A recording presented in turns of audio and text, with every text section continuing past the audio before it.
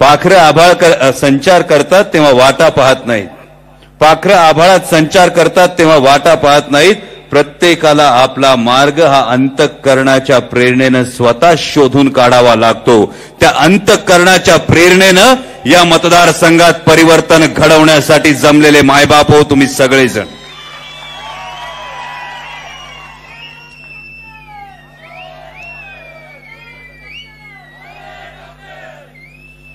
Factor आता तुमच्या हातात आहे.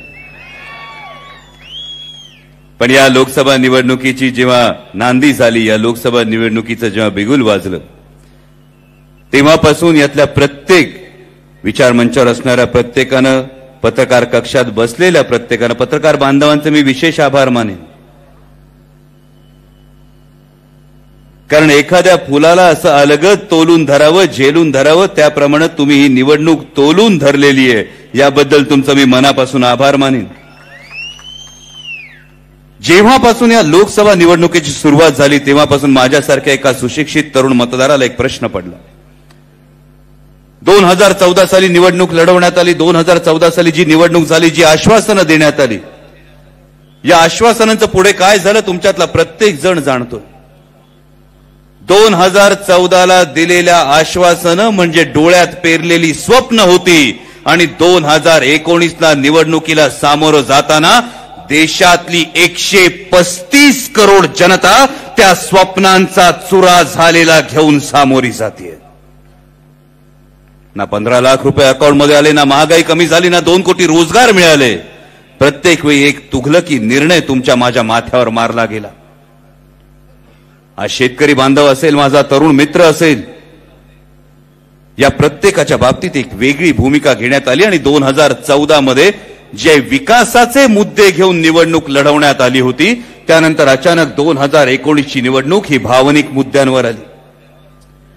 अचानक राष्ट्रवाद, राष्ट्रप्रेम या शब्दांची पखरण सुरू झाली. राष्ट्राचा अभिमान हा असला पाहिजे, पण राष्ट्रवाद हा अभिमानाच्या दिशेनं जाणारा असला पाहिजे. राष्ट्रवादाचा जेव्हा उन्माद होतो तेव्हा राष्ट्रात अराजक माजण्याची शक्यता फार जास्त बळावते. हे मी नाही, इतिहास सांगतो. काही वर्षांपूर्वी जाऊयात, काही दशकांपूर्वी जाऊयात, जगाच्या राजकारणात अशीच एकदा गोष्ट घडली होती. पहिल्या महायुद्धानंतर जर्मनी पूर्ण कोलमडून पडला होता. जर्मनी कसाबसा सावरण्याचा प्रयत्न करत होता. आणि अचानक जर्मनी समोर एक मसीहा तयार करण्यात आला. जर्मनीचं भवितव्य एकाच माणसाच्या हातात येईल अशी गोष्ट सांगण्यात आली. गोबेल्स नावाचा प्रचार तंत्र प्रमुख एक प्रचार करू लागला की केवळ तारणहार एकच, केवळ तारणहार एकच. व्यासपीठावर एकच व्यक्ती दिसू लागली. जेव्हा ती व्यक्ती व्यासपीठावर बोलायला उभी राहायची तेव्हा बाजूच्या सगळ्या दिवे मंदावले जायचे, सगळ्या लाईट बंद केल्या जायच्या. अनेक आश्वासनं दिली गेली. ही आश्वासनं दिली गेल्यानंतर जेव्हा आश्वासनं पूर्ण होऊ शकत नाहीत हे कळून चुकलं, त्यानंतर याच व्यक्तीनं, ॲडॉल्फ हिटलर या व्यक्तीनं जर्मनीलाच नाही तर संपूर्ण जगाला दुसऱ्या महायुद्धाच्या खाईत लोटलं. जर अनेक गोष्टींचं साधर्म्य वाटत असेल तर विचार करा माझ्या भावांनो. एकच व्यक्ती स्टेजवर उभी राहते, एकच व्यक्ती भरमसाठ आश्वासनं देते. त्यावेळी गोबेल्स होता, आजकाल सोशल मीडियावरचे भक्त आहेत. कायम सांगितलं जातं एकमेव तारणहार, एकमेव तारणहार. अपेक्षा भंग झाल्यानंतर 2019 मध्ये जेव्हा हे भावनिक मुद्दे येतात तेव्हा अनेक प्रश्न पडतात. कोणी काय खायचं, कोणी कसे कपडे घालायचे हे जर सरकार ठरवणार असेल तर नक्की सरकार लोकशाहीच्या दिशेनंच पावलं टाकतंय का, हा सर्वसामान्य मतदाराला प्रश्न पडतो. आज अनेक अल्पसंख्याक बांधव आपल्या देशात राहतात. अखलाकचं जे प्रकरण घडलं ते प्रकरण काय होतं? कोणीतरी काहीतरी खाल्लं म्हणून या संशयावरून एका जिवंत माणसाला ठेचून मारलं जातं. ही कुठली लोकशाही झाली? मॉब लिचिंगचा प्रकार जो झाला, या प्रकरणाची चौकशी करणारे पोलीस अधीक्षक सुबोध सिंग यांना जमावानं ठेचून मारलं. एका चिमुरडीचा, आसिफाचा काश्मीरमध्ये बलात्कार होतो. उन्हामध्ये दलितांवर हल्ले होतात. आणि या सगळ्या गोष्टी असल्यानंतर ज्या भारतरत्न डॉक्टर बाबासाहेब आंबेडकरांनी समाजातल्या शेवटच्या घटकाला आत्मभान दिलं आणि या देशाला संविधान दिलं, त्या डॉक्टर बाबासाहेब आंबेडकरांच्या संविधानानुसार चालत असलेली लोकशाही संकटात तर पडली नाही ना, हा प्रश्न पडल्याशिवाय राहत नाही. त्यामुळे ही निवडणूक साधी सुधी केवळ लोकसभेची निवडणूक नाही, केवळ खासदार निवडण्याची निवडणूक नाही, ही निवडणूक तुमच्या कच्च्या बच्चांच्या, तुमच्या लेकरांच्या भविष्याची, त्यांच्या भवितव्याची निवडणूक आहे. कारण भारतीय जनता पक्षाचे एक खासदार साक्षी महाराज विधान करतात, जर पुन्हा मोदींचं सरकार सत्तेत आलं तर कदाचित ही देशातली शेवटची निवडणूक ठरेल. हीच गोष्ट घडली उत्तर कोरियामध्ये, हीच गोष्ट घडली चीनमध्ये. आणि जेव्हा अशा प्रकारची विधानं होतात तेव्हा हा सत्तेचा उन्माद निरंकुश सत्तेला हुकुमशाहीच्या दिशेनं घेऊन जातो. आणि म्हणून काश्मीर पासून कन्याकुमारी पर्यंत गेली 70 वर्षाहून अधिक काळ एका ठाम लोकशाहीवर विश्वास ठेवणाऱ्या भारतातल्या प्रत्येक नागरिकाचं हे कर्तव्य आहे की या निवडणुकीकडे लोकशाही वाचवणारी निवडणूक म्हणून बघितलं पाहिजे. परवा औशाच्या सभेला सन्माननीय पंतप्रधान आले. काय विधान करावं देशाच्या पंतप्रधानांनी? जर शेतकऱ्यांच्या आत्महत्यांचं राजकारण होऊ शकतं तर जवानांच्या हौतात्म्याचं राजकारण का होऊ शकत नाही? कदाचित पंतप्रधान महोदयांना हा विसर पडला असेल की ते देशाचे पंतप्रधान आहेत, एका राजकीय पक्षाचे पंतप्रधान नाहीत. आणि शेतकरी आत्महत्या किंवा जवानांचं हौतात्म्य या दोन्ही गोष्टींविषयी बोलत असताना माझी कळकळीची विनंती आहे सन्मान्य पंतप्रधान महोदयांना की केवळ ती व्यक्ती गेली तिच्याकडे बघू नका. जेव्हा त्या जवानाचं पार्थिव तिरंग्यात लपेटून आणलं जातं ना, तेव्हा 28-30 वर्षाची माझी भगिनी पांढऱ्या कपाळानं धाय मोकळून रडत असते. तिच्या डोळ्यात भविष्याचे प्रश्न असतात आणि तिचं कच्चबच्च तानं लेकरू, 3 वर्षाचं 4 वर्षाचं लेकरू विचारत असतं, आई बाबा कधी उठणार ग, आई पप्पा कधी उठणार ग, आई पप्पा जास्त वेळ झोपले का ग? 56 इंचाची छाती आहे म्हणून सांगता. अहो त्या 56 इंचाच्या छातीमध्ये भावना असणार काळीज नाही तुमच्या?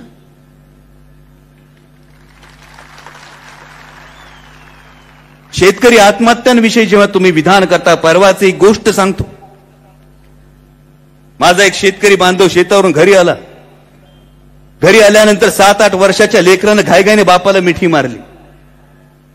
बापाला वाटलं आज पोराचं प्रेम होतू झालंय म्हणून पोराने मिठी मारली. बापाने बाजूला केलं, हातपाय तोंड धुतले, गावात स्टँडवर जाऊन नाक्यावर जाऊन बाप जसा परत आला तशी पोराने परत मिठी मारली. बापाला काही कळलं ना, जेवायला बसला. बाप म्हणला तुझ्या ताटात जेवायचं. पोरग म्हटलं ताटात जेवायचं. बापाने 2 घास आनंदाने खाऊ घातले. 2 घास बापाने पोराला आनंदाने खाऊ घातले, तशी पोराने परत एकदा मिठी मारली. झोपताना बी पोराने हट्ट धरला, बाबा आज तुझ्या शेजारी झोपायचे, तुझ्या कुशीत झोपायचे. बाप खुश झाला. बापाला वाटलं पोराचं एवढं प्रेम होतू चाललंय, 7-8 वर्षाचं लेकरू एवढ्या आनंदाने मिठी मारते. बापाला सुख कळते पोराने मिठी मारल्याचं. पोरग झोपलं. बापाने पोराला बाजूला केलं. बायकोला विचारलं काय झालं ग लेकराला, आज 4-4 वेळा मिठ्या मारते. आईच्या डोळ्यात पाणी आलं आणि ती म्हणली गावातल्या परशुनं आत्महत्या केली, त्याची बातमी पोराला समजली. ही भावना आहे. हे कुटुंब उद्ध्वस्त होतं आणि तुम्ही त्याचं राजकारण जर करत असाल तर मला वाटतं अंधभक्तांनी याचा विचार करावा. इथून पुढे म्हणताना की देशाचा मसीहा एकच आहे, त्यांना ठामपणे ही सांगण्याची वेळ आली आहे मतदानातून की देश ही तुमची जहागीर नाही.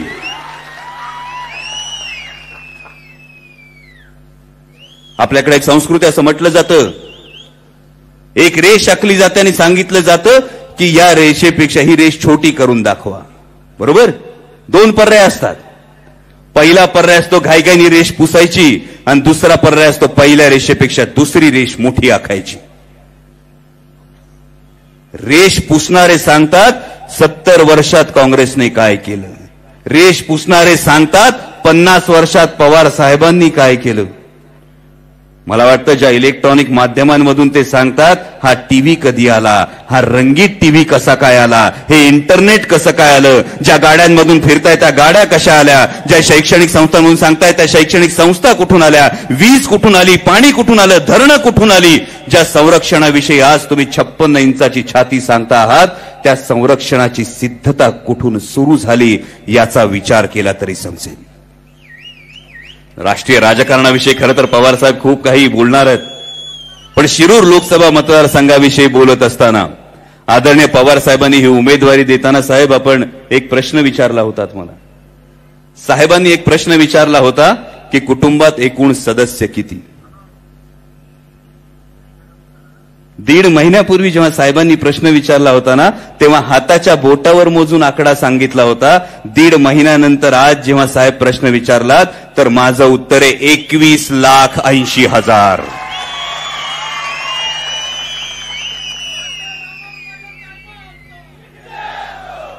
आणि हा आशीर्वाद साहेबांचा आहे, हे साहेबांनी दिलं, यापेक्षा मोठं काय मिळायला हवं. आज प्रत्येक मतदारसंघात जातोय, प्रत्येक मतदारसंघात गेल्यानंतर जसं आदरणीय वळसे पाटील साहेबांनी सांगितलं त्याप्रमाणे माझ्या माता माऊल्यांचा औक्षण करण्याचा उत्साह, माझ्या तरुण बांधवांचा खांद्यावर उचलून घेण्याचा उत्साह, माझ्या ज्येष्ठांचा आशीर्वाद देण्याचा उत्साह बघितला की याची खात्री पटते. प्रत्येक ठिकाणी माता माऊल्यांची उपस्थिती जाणवते. कारण साहेब आज शिरूर मतदारसंघातल्या प्रत्येक माऊलीला वाटायला लागलंय माझं लेकरू खासदारकीला उभं आहे, आणि प्रत्येक भगिनीला वाटायला लागलंय माझा भाऊ खासदारकीला उभा आहे. प्रत्येक मतदारसंघात गेल्यानंतर जुन्नरला जसं संजय काळे साहेबांनी सांगितलं त्याप्रमाणे सत्यशील शेरकर असतील, अतुलदादा असतील, संजय काळे असतील, त्रिशूळासारखी एकजूट झाली. आंबेगावमध्ये वळसे पाटील साहेबांचं कर्तृत्व आहेच, पण वळसे पाटील साहेबांच्या हाताखाली तयार झालेली फळी असेल, मानसिंग भैया पाचूनकर असतील, विष्णुकाका हिंगे असतील, देवदत्त निकम साहेब असतील, बंटीदादा वळसे पाटील असतील, प्रदीप वळसे पाटील असतील, ही सगळी माणसं एकजूट एकमूठ होऊन लढतायत. शिरूरमध्ये आपले अशोक बापू पवार आहेत, प्रदीपदादा कंद आहेत. 2 बुलंद भाऊ असावेत तसा शिरूर विधानसभा मतदारसंघ बांधून धरलाय. खेड विधानसभेविषयी वेगळं काय बोलायला नको, कारण त्यांच्या आडनावातच मोहिते आहेत. अनिल बाबा राक्षे असतील,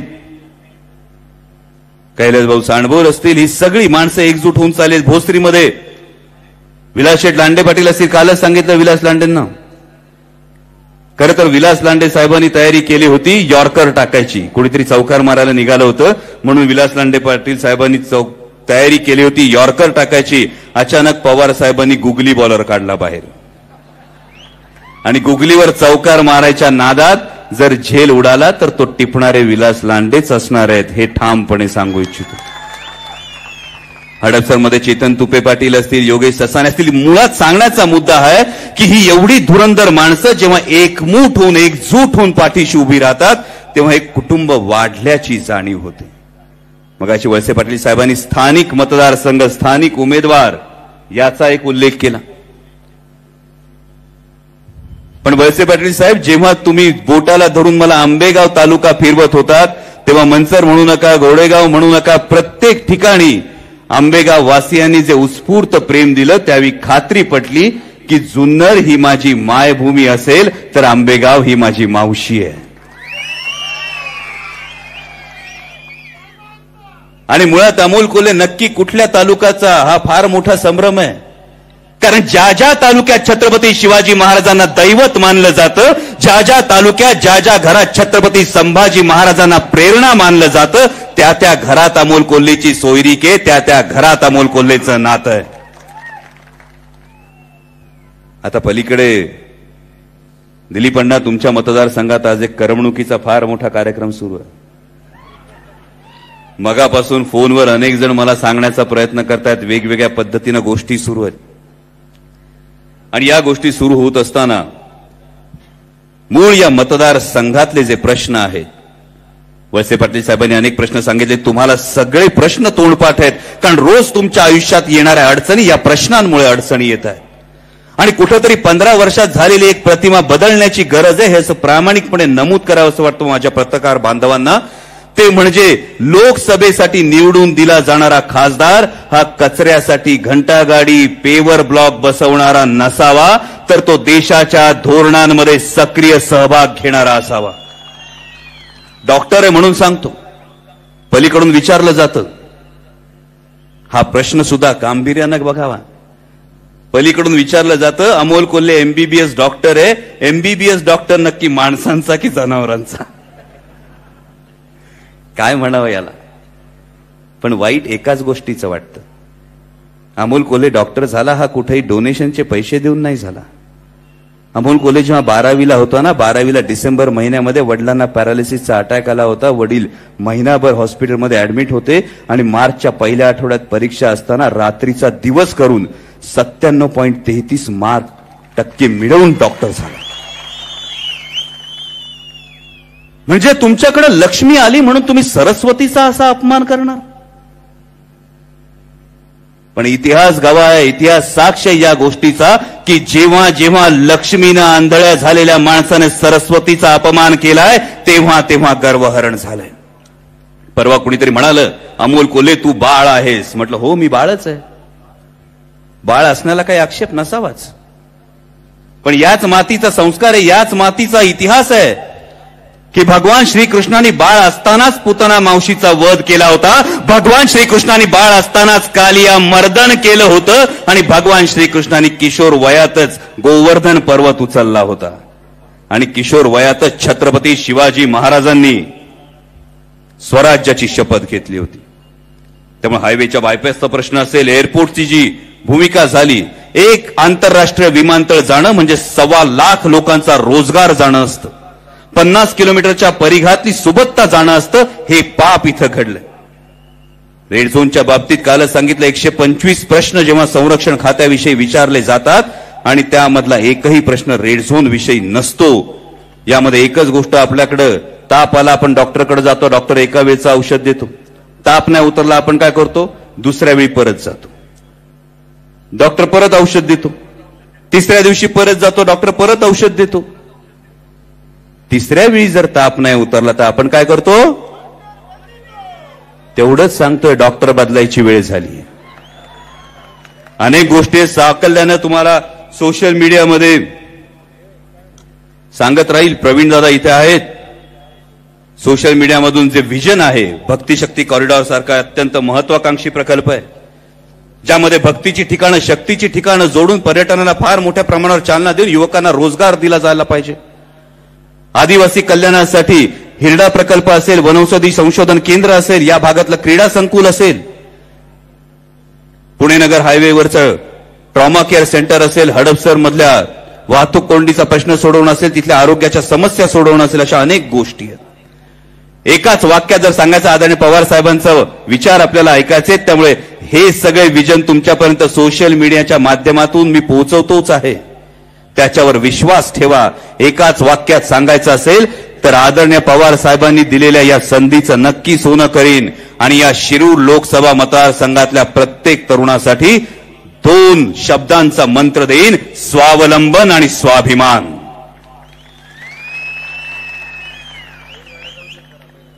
असं काम करून दाखवीन की या शिरूर लोकसभा मतदारसंघाची मान दिल्लीत अभिमानानं ताठ होईल, असं काम करून दाखवीन.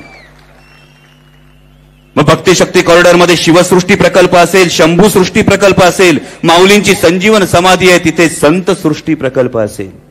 कारण शिवसृष्टी असेल, शंभूसृष्टी असेल, संतसृष्टी असेल, या तिन्ही प्रकल्पांमध्ये एक धागा आहे की 18 पगड जातीचे लोक एकत्र येऊन जेव्हा पराक्रमाची गाथा गातात तेव्हा तिथे शिवसृष्टी तयार होते, तेव्हा तिथे शंभूसृष्टी तयार होते. आणि 18 पगड जातीचे लोक एकत्र येऊन जेव्हा समाज प्रबोधनाची धुरा खांद्यावर वाहतात तिथे संतसृष्टी तयार होते. स्थानिक तरुणांना रोजगाराचा प्रश्न असेल, प्रत्येक विधानसभा मतदारसंघामध्ये नोकरी विषयक, व्यवसाय विषयक, स्पर्धा परीक्षा मार्गदर्शन विषयक युथ गायडन्स सेंटर सुरू करणं असेल. इतकंच नाही तर जी घोषणा मगाशी तुम्ही केलीत, बैलगाडा शर्यत ही केवळ करमणुकीचं साधन न राहता आंतरराष्ट्रीय व्यासपीठावर ग्रामीण अर्थव्यवस्थेला चालना देणारी गोष्ट होऊ शकते, यासाठी प्रयत्न करायचे. खूप काही करायचंय, खूप काही सांगायचंय. तुम्ही संधी दिल्यानंतर या गोष्टी नक्कीच खऱ्या होतील. फक्त मला परवा पत्रकार बंधूंनी विचारलं, शिरूर लोकसभा मतदारसंघामध्ये तब्बल 12 मंत्र्यांच्या सभा होत आहेत. म्हणजे मुख्यमंत्र्यांची सभा होते, केंद्रीय मंत्री नितीनजी गडकरींची सभा होते, केंद्रीय मंत्री स्मृती इराणींची सभा होते, शिवसेना पक्षप्रमुखांची सभा होते. एवढ्या सगळ्या सभा होत आहेत. त्यांना प्रामाणिकपणे सांगतो, या प्रचाराच्या सभा नाहीत, ही 15 वर्षांच्या निष्क्रियतेची कबुली आहे, दुसरं काही नाही. आणि खरोखर या प्रश्न पडतो, एवढ्या फौजा येतात एका शेतकऱ्याच्या पोराला घेरायला. कोण लागून कोण गेला? अमोल कोल्हे. एक सर्वसामान्य शेतकरी कुटुंबातलं पोरग आहे, स्वतःच्या कर्तृत्वानं शिकलंय. आदरणीय पवार साहेबांनी एका सर्वसामान्य शेतकरी कुटुंबातल्या या मुलाला ही उमेदवारी दिली आहे. आणि असं असताना ही निवडणूक लक्षवेधी होते. एवढे जण प्रचाराला येतात, याचं एकमेव कारण म्हणजे माझ्या तरुण बांधवांची साथ आहे, माझ्या माता भगिनींचा विश्वास आहे आणि माझ्या ज्येष्ठांचा आशीर्वाद आहे. तेव्हा हात जोडून एवढीच कळकळीची विनंती करतो, येत्या 29 तारखेला मतदानाच्या दिवशी 2 मशीनवरच्या पहिल्या मशीनवर 2 नंबरला आपलं नाव आहे. किती नंबर? किती नंबर? याला काय म्हणतात? नियतीनेच लिहून पाठवलंय, आपल्याला शिक्कामोर्तब करायचंय. शेवटचं एवढंच सांगतो, 29 तारखेला मतदानाचा तुमचा मताचा आशीर्वाद द्यायला बाहेर पडत असताना एकच गोष्ट मनाला बजावा, होय आपण हे करू शकतो, आपण हे करणार आहोत. चमत्कार कधी आपोआप घडत नसतात, चमत्कार हा घडवावा लागतो. एका सर्वसामान्य कुटुंबातल्या तुमच्या माझ्यासारख्या घरातल्या एका पोराला सर्वसामान्य जनतेनं खांद्यावर उचलून घेतलं तर संसदेत जाता येतं. हा चमत्कार आपल्याला करून दाखवायचा आहे. त्यासाठी तुमचा मतांचा आशीर्वाद पाठीशी असू द्या, एवढीच कळकळीची विनंती करतो आणि थांबतो. जय हिंद, जय महाराष्ट्र, जय राष्ट्रवादी, जय आघाडी. धन्यवाद डॉक्टर साहेब. उद्या सायंकाळी 4 वाजता मंचर येथे पूर्वाताई वळसे पाटील आयोजित भव्य पदयात्रा आणि यामध्ये प्रामुख्याने स्वराज्य रक्षक संभाजी मालिकेतील फेम येसुबाई प्राजक्ता गायकवाड, धाराऊ लतिका सावंत आणि राजश्री लांडगे हे उपस्थित